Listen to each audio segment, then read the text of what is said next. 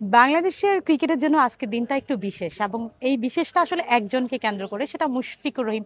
আপনারা এরই মধ্যে সবাই জেনে গিয়েছেন যে মুশফিকুর রহিম প্রথম বাংলাদেশি হিসাবে নিজের শততম টেস্ট খেলতে মাঠে নেমেছেন। আমি যখন এই ভিডিওটা করছিলাম তখন মুশফিক আসলে আরেকবার হাল ধরেছেন। বাংলাদেশ দল প্রথম সেশনে 3 উইকেট হারিয়ে স্কোরবোর্ডে তুলেছে 100 রান।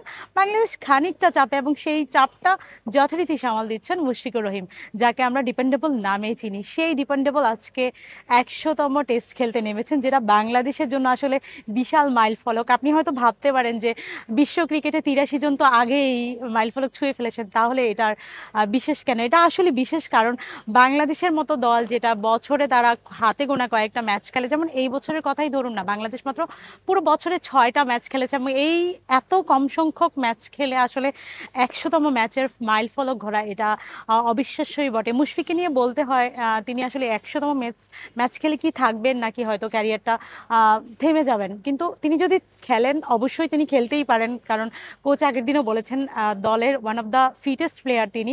আর তিনি যদি নাও খেলেন তাহলেও সমস্যা নেই, কারণ আইকনিক প্লেয়ার হিসেবে টেস্টে তার নামটা অমর হয়ে থাকবে। আপনি কিছু রেকর্ডের দিকে যান, যেমন বাংলাদেশের টেস্টে সবচেয়ে বেশি রান করা, সবচেয়ে বেশি বল ফেস করা, সবচেয়ে বেশি ম্যান অফ দ্য ম্যাচ হওয়া, কিংবা সর্বোচ্চ রান করা, সর্বোচ্চ জুটির সঙ্গী হওয়া, কোচ ক্যাপ্টেন হিসাবে সবচেয়ে বেশি জয়ের সঙ্গী হওয়া, সব কিছুই কিন্তু মুশফিকুর রহিমের অধীনে। আরেকটা কথা না বললে, সেটা হচ্ছে সবচেয়ে দীর্ঘ ক্যারিয়ার।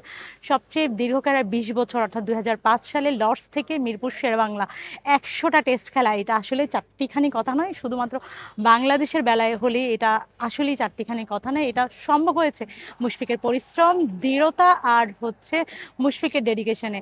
এই নামটা আসলে বাংলাদেশের জন্য বরাবরই আইকনিক হয়ে থাকবে।